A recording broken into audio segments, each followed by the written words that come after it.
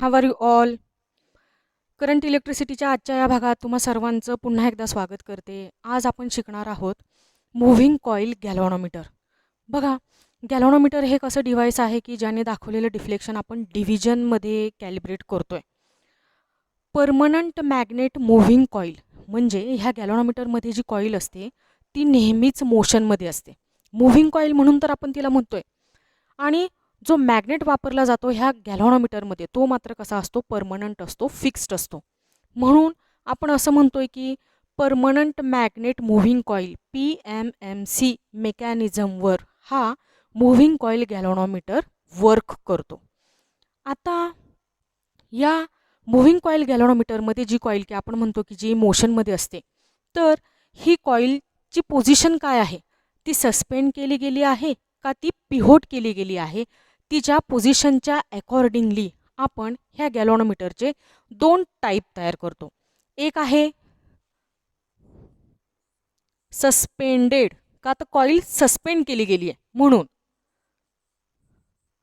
Suspended coil type of moving coil galvanometer. बघा, असं MCG असं सुद्धा तुम्ही लिहू शकताय. आणि जो दुसरा टाईप आहे मूव्हिंग कॉईल गॅल्व्हनोमीटरचा तो आहे pivoted coil type of moving coil galvanometer. बघा, मी म्हणते की इथं कॉईल कशी आहे तर सस्पेंडेड आहे.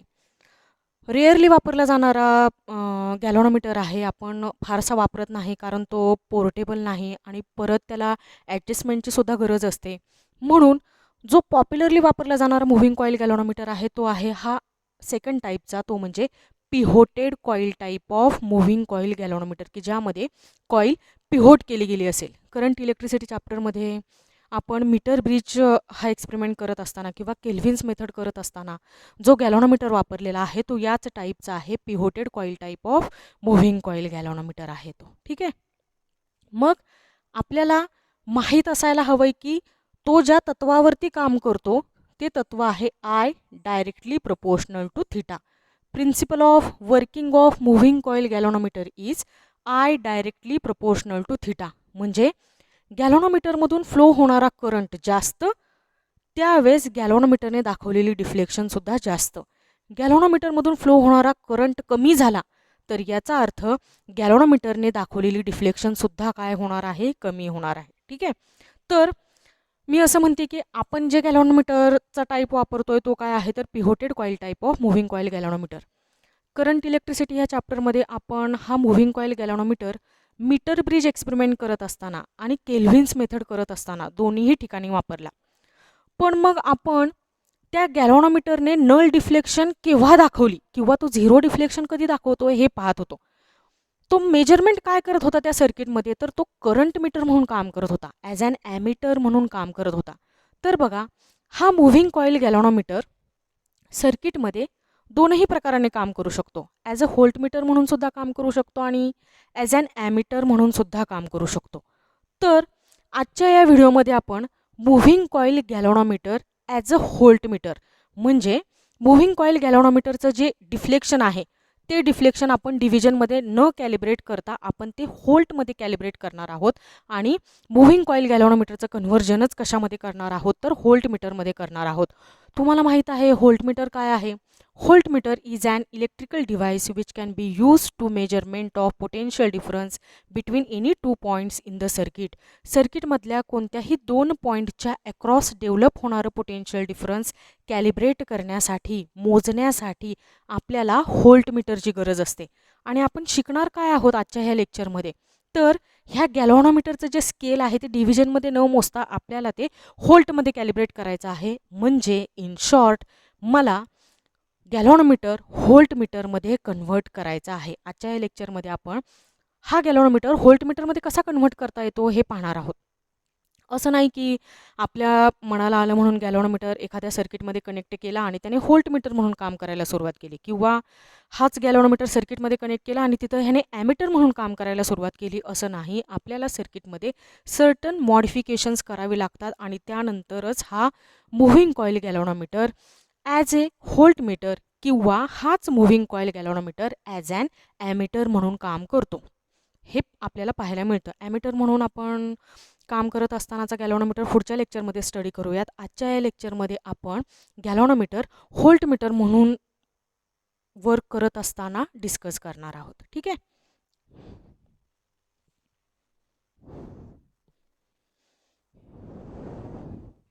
याचं जे मेकॅनिझम आहे ते लक्षात ठेवायचं. PMMC मेकॅनिझमवरती हा मूव्हिंग कॉईल गॅलव्हॅनोमीटर वर्क होतो. आणि आज जे आपण शिकणार आहोत ते आहे मूव्हिंग कॉईल गॅलव्हॅनोमीटर ॲज ए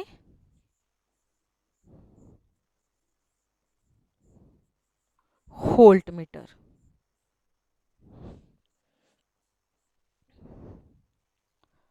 बघा, एक सर्किट डायग्राम ड्रॉ करते मी.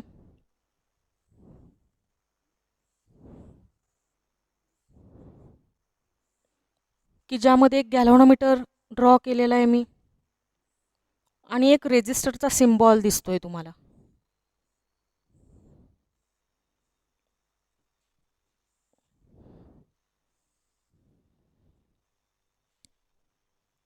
हे सेलचं पॉझिटिव्ह टर्मिनल, हे सेलचं निगेटिव्ह टर्मिनल.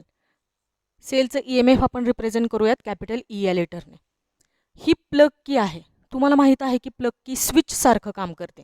प्लग की प्रेस केली याचा अर्थ सर्किटमधून करंट फ्लो होतोय, म्हणजे सर्किट स्विच ऑन झालेला आहे. आणि ज्यावेळेस आपण प्लग की काढून घेतोय त्यावेळेस सर्किट स्विच ऑफ झालेला आहे, म्हणजे सर्किटमधून कोणत्याही प्रकारचा करंट फ्लो होत नाही आहे, म्हणजे स्विच म्हणून ॲक्टिवेट होतीये ही प्लग की. इथं आहे सेलचं पॉझिटिव्ह टर्मिनल, सेलचं निगेटिव्ह टर्मिनल, गॅलव्हॅनोमीटर आणि एक रेजिस्टर. बरं, रेजिस्टर सिलेक्ट करत असताना कसा घ्यायचा आहे, तर हा resistor must be high value resistance असायला पाहिजे. म्हणजे त्या रेजिस्टरचा रेजिस्टन्स हा हाय असायला पाहिजे, जास्त व्हॅल्यूचा.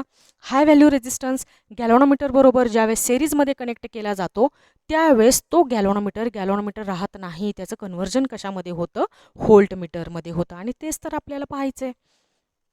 बघा, सेलने करंट सेंड केला असेल, हा सेलने सेंड केलेला करंट आहे. सगळ्यात पहिल्यांदा गॅलव्हॅनोमीटरमधून फ्लो होतोय, म्हणून गॅलव्हॅनोमीटरमधून फ्लो होणाऱ्या करंटला मी लेबल करते IG असं. ठीक आहे. हा करंट गॅलव्हॅनोमीटरमधून फ्लो होईल, गॅलव्हॅनोमीटरमधून बाहेरही येईल आणि तोच सेम करंट आता ह्या सेरीज रेजिस्टरमधून फ्लो होणार आहे. मग या सेरीज रेजिस्टरमधून फ्लो होणाऱ्या करंटला सुद्धा आपण लेबलिंग करूयात IG असं. ठीक आहे. आणि हा जो सेरीज रेजिस्टर आहे त्याला मी रिप्रेझेंट करते RS. एस का म्हणते मी, तर सेरीज कॉम्बिनेशन आहे हे तुमच्या लक्षात राहील ना, म्हणून आपण त्याला RSने रिप्रेझेंट करूयात. मग हा IG करंट ह्या सेरीज रेजिस्टरमधून पुन्हा सर्किटमध्ये येईल आणि तो कुठे येईल, तर सेलच्या निगेटिव्ह टर्मिनलपाशी, आणि एक क्लोज्ड पाथ कंप्लीट होईल. आत्ता ही जी अरेंजमेंट तयार झाली, गॅलव्हॅनोमीटर एक हाय व्हॅल्यू रेजिस्टन्स बरोबर तुम्हाला सेरीजमध्ये दिसतोय. ही जी अरेंजमेंट आहे तिला आपल्याला काय म्हणायचं आहे, तर व्होल्टमीटर म्हणायचं आहे. म्हणजे हा गॅलव्हॅनोमीटर आता डिव्हिजनमध्ये तुम्हाला दाखवणार नाही रीडिंग, तर हा गॅलव्हॅनोमीटर तुम्हाला जे स्केल दाखवणार आहे, जे स्केल रिप्रेझेंट करणार आहे, ते स्केल आपल्याला व्होल्टमध्ये मिळणार आहे. म्हणजे ह्या गॅलव्हॅनोमीटरचं कन्व्हर्जन कशामध्ये झालं आहे, तर व्होल्टमीटरमध्ये झालेलं आहे. मग आत्ता करायचं आहे काय आपल्याला, तर बघा, गॅलव्हॅनोमीटरचं फर्स्ट टर्मिनल आणि ह्या सेरीज रेजिस्टरचं दुसरं टर्मिनल यांच्या अक्रॉस डेव्हलप झालेलं पोटेन्शियल डिफरन्स आहे V. कॅपिटल V या लेटरने आपण ते दाखवायचं. सेरीज कॉम्बिनेशनमध्ये तुम्ही 11वीमध्ये सुद्धा शिकलाय की कितीही कॉम्पोनंट सर्किटमध्ये सेरीजमध्ये कनेक्ट केले गेले तरी असतं काय, की प्रत्येक कॉम्पोनंटच्या अक्रॉस डेव्हलप होणारं पोटेन्शियल डिफरन्स हे वेगवेगळं असतं. बरोबर आहे. म्हणजे हे टोटल पोटेन्शियल डिफरन्स किती असेल, तर गॅलव्हॅनोमीटरच्या अक्रॉस डेव्हलप होणारं पोटेन्शियल डिफरन्स प्लस या सेरीज रेजिस्टरच्या अक्रॉस डेव्हलप होणाऱ्या पोटेन्शियल डिफरन्सची ती काय असेल, ॲडिशन असेल. म्हणजे मी म्हणते की गॅल्व्हनोमीटरच्या अक्रॉस डेव्हलप होणारं पोटेन्शियल डिफरन्स आपण म्हणूयात की व्ही जी आहे. व्ही पोटेन्शियल डिफरन्ससाठी आणि जी कशासाठी आपण इथं रिप्रेझेंट करतोय तर potential difference applied across galvanometer म्हणून आपण काय करतोय तर व्हीजीने त्याला रिप्रेझेंट करूयात. हे सगळं आपण आपल्या सेक ऑफ सिम्प्लिसिटीसाठी करत असतो, दुसरं काही कारण त्याला तर मला दिसत नाही. या सिरीज रेजिस्टरच्या अक्रॉस डेव्हलप होणाऱ्या पोटेन्शियल डिफरन्सला मी म्हणते व्ही आर. ठीक आहे.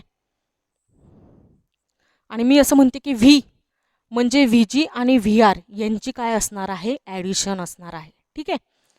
मग हे असं आपलं सर्किट. तुम्हाला कळलं की इथं काय झालेलं आहे तर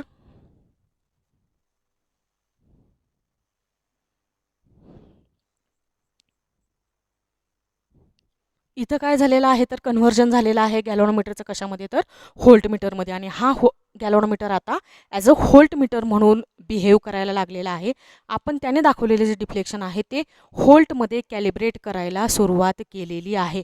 अशा टाईपचं हे सर्किट आहे. जर आपल्याला व्होल्टमीटरची डेफिनेशन विचारली तर आपण असं म्हणू शकतो की a high value resistance in series with moving coil galvanometer is called as a voltmeter.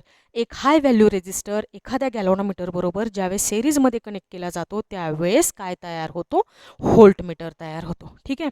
मग आता असाही प्रश्न शिल्लक राहतो की ठीक आहे तुम्ही प्रत्येक वेळेस म्हणताय की हाय व्हॅल्यू रेजिस्टन्स घ्या आणि गॅल्व्हनोमीटर बरोबर सेरीजमध्ये कनेक्ट करा. मग मी किती व्हॅल्यूच्या रेजिस्टन्सला हाय व्हॅल्यू म्हणू? मी 10 ओहमला हाय व्हॅल्यू म्हणू, मी 100 ओहमला हाय व्हॅल्यू म्हणू, की मी 1 किलो ओहमला हाय व्हॅल्यू म्हणूयात की 100 किलो ओहमला हाय व्हॅल्यू म्हणूयात? तर मला सांगायचं आहे काय तुम्हाला तर इथं आपल्याला गरज आहे हा जो सेरीज रेजिस्टर आहे त्याची व्हॅल्यू फाइंड आउट करायची. म्हणजे हा जो आर एस आहे तो आपल्याला फाइंड आउट करावा लागणार आहे की ॲक्च्युअलमध्ये मी किती व्हॅल्यूचा रेजिस्टन्स घेऊ आणि ह्या गॅल्व्हनोमीटर बरोबर सेरीजमध्ये कनेक्ट करू की ज्यावेळेस त्याचं कन्व्हर्जन कशामध्ये होईल, व्होल्टमीटरमध्ये होईल. ठीक आहे. तुम्हाला कळलं आहे. आपल्या हेडिंगवरून की ज्यावेळेस मी लिहिते की moving coil galvanometer as a voltmeter आपल्याला अंदाज येत नाही की त्यामध्ये करायचं आहे काय आपल्याला. तर आपल्याला लक्षात ठेवावं लागेल की moving coil galvanometer as a voltmeter म्हणून स्टडी करत असताना आपल्याला त्या गॅल्व्हनोमीटरबरोबर कनेक्ट केला गेलेला सेरीजमध्ये कनेक्ट केला गेलेला रेजिस्टन्स फाइंड आउट करायचा आहे. ठीक आहे. मग आता मी सुरुवात करते ह्या पोटेन्शियल डिफरन्सपासून की जे गॅल्व्हनोमीटरचं पहिलं टर्मिनल आणि सेरीज रेजिस्टरच्या दुसऱ्या टर्मिनलच्या अक्रॉस डेव्हलप केलेलं आहे कुणी तर ह्या सेलने. ठीक आहे. किती आहे मी म्हणते ते तर ते असणार आहे V equal to V G potential difference applied across galvanometer plus potential difference applied across series resistor. ह्या दोघांच्या ॲडिशन इतकं काय असणार आहे, टोटल पोटेन्शियल डिफरन्स असणार आहे. ठीक आहे. मग हे तर सिम्पल सर्किट आहे. इथं potential difference applied across galvanometer, potential difference applied across series resistor find out करत असताना मी इथं ओहम्स लॉ अप्लाय करू शकते. मग ओहम्स लॉच्या अकॉर्डिंगली व्ही जी काय असेल तर आय इंटू आर असेल. अगेन हे potential difference applied across series resistor हे किती असणार आहे तर आय इंटू आर असणार आहे.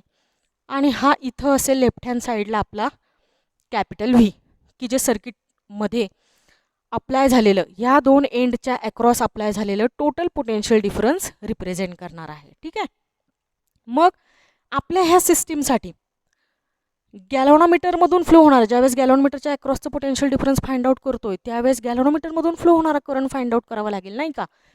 गॅल्व्हनोमीटरमधून फ्लो होणाऱ्या करंटची मॅग्नेट्यूड आपण लिहितोय आय जीने. ठीक आहे.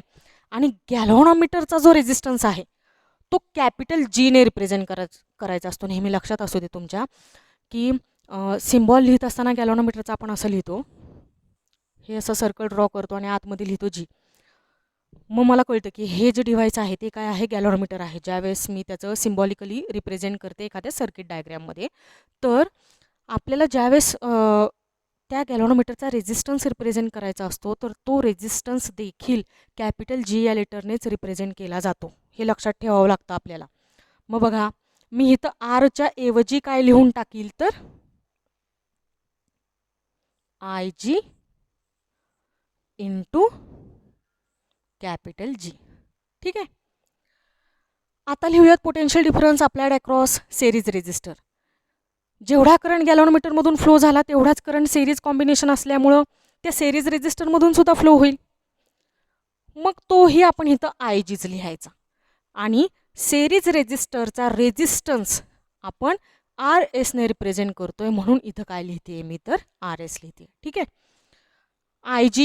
आय जी प्लस साईनच्या दोन्हीकडे दिसतात आहे म्हणजे मी त्यांना कॉमन काढू शकते. व्ही इक्वल टू आय जी ब्रॅकेटमध्ये काय राहील बरं, जी प्लस आर एस. आपल्याला गरज कशाची आहे, आपण फोकस कशावरती केलं आहे, तर आपल्याला ह्या सेरीज रेजिस्टरची व्हॅल्यू फाइंड आउट करावी लागणार आहे, तरच आपल्याला तो गॅलोनोमीटर व्होल्ट मीटरमध्ये कन्वर्ट करता येईल. त्याआधी आपल्याला तसं करता येणार नाही आहे. म्हणून आपण ह्या आर एसवर फोकस करायचा आणि ह्या ज्या दोन टर्म्स आहेत आय जी आणि जी लेफ्ट हँड साईडला शिफ्ट करायच्या. पहिल्यांदा मी आय जी शिफ्ट करते बघा, व्ही इथं मल्टिप्लिकेशनमध्ये, इथं काय झाला डिव्हायडेशनमध्ये आला, व्ही अपॉन आय जी.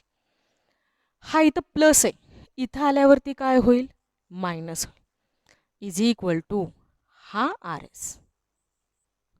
ठीक आहे. जनरली आपण इक्वेशनमध्ये जो पॅरामीटर फाइंड आउट करायचा आहे तो लेफ्ट हँड साईडला लिहितो. म्हणजे मी आर एस आता लेफ्ट हँड साईडला लिहून हे इक्वेशन असं लिहू शकते, R S equal to V upon I G minus G. Resistance आपण फाइंड आउट केला आहे, सिरीज रेजिस्टन्स, म्हणजे हे जे काही कॅल्क्युलेशन येणार आहे ते तुम्ही कशामध्ये लिहिणार आहात तर ओहममध्ये लिहिणार आहात. ठीक आहे. व्ही म्हणजे हे potential difference applied between this and this point. I G म्हणजे गॅल्व्हनोमीटरमधून फ्लो होणारा करंट किंवा तो सिरीज रेजिस्टन्समधून फ्लो होणारा करंट, अशी जरी इन्फॉर्मेशन आपल्याला प्रोव्हाइड झाली तरीसुद्धा तो आय जी सेमच असणार आहे. आणि जी काय आहे, G be the resistance of moving coil galvanometer. आणि ह्या तीन value V I G and G इथं सबस्टिट्यूट झाल्या की तुम्हाला काय फाइंड आउट करता येणार आहे, तो हाय व्हॅल्यू सेरीज रेजिस्टन्स की ज्याच्यामुळं मुव्हिंग कॉईल गॅल्व्हनोमीटरचं कन्व्हर्जन व्होल्ट मीटरमध्ये होतं आहे. ठीक आहे. 3 मार्कांसाठी आपल्याला हा प्रश्न HSC बोर्ड एक्झाममध्ये विचारला जाऊ शकतो. How will you convert moving coil galvanometer into a voltmeter. मग त्यावेळेस आपल्याला काय करावं लागतं, ही सर्किट डायग्रॅम ड्रॉ करावी लागते. सर्किट डायग्रॅमचं डिस्क्रिप्शन लिहायचं. डायग्रॅमसाठी अर्धा मार्क असेल, डिस्क्रिप्शनसाठी अर्धा मार्क असेल. हा जो फॉर्म्युला तुम्ही ऑप्टेन केला त्याला अर्धा मार्क असेल, 1.5 मार्क झाला. आणि उरलेला 1.5 मार्क आपल्याला ह्या स्टेप्ससाठी असतील. बघा ना टोटल स्टेप्स किती झाल्या, 1 2 3. ही तर एकच स्टेप आहे दोघात मिळून लिहिलेली. Left hand side right hand साईडला लिहिली, right hand side left hand साईडला लिहिली. म्हणजे फक्त 3 ते 4 स्टेप्स ज्यावेळेस आपण लिहितो त्यावेळेस आपल्याला 3 मार्क मिळतात आहे. म्हणून हा पॉईंट आपल्यासाठी अतिशय महत्त्वाचा आहे की ज्याच्यामध्ये आपण एक मुव्हिंग कॉईल गॅल्व्हनोमीटरचं कन्व्हर्जन व्होल्ट मीटरमध्ये झालेलं पाहतोय. ठीक आहे. मी अशी अपेक्षा करते की आज जेवढं काही मी तुम्हाला या मुव्हिंग कॉईल गॅल्व्हनोमीटरच्या संदर्भात शिकवलेलं आहे ते तुम्हाला समजलेलं असेल. आपण आपल्या नेक्स्ट व्हिडिओमध्ये भेटूयात याच मुव्हिंग कॉईल गॅल्व्हनोमीटरचं कन्व्हर्जन ॲमीटरमध्ये कसं करायचं हे पाहण्यासाठी. तोपर्यंत टेक केअर, बाय.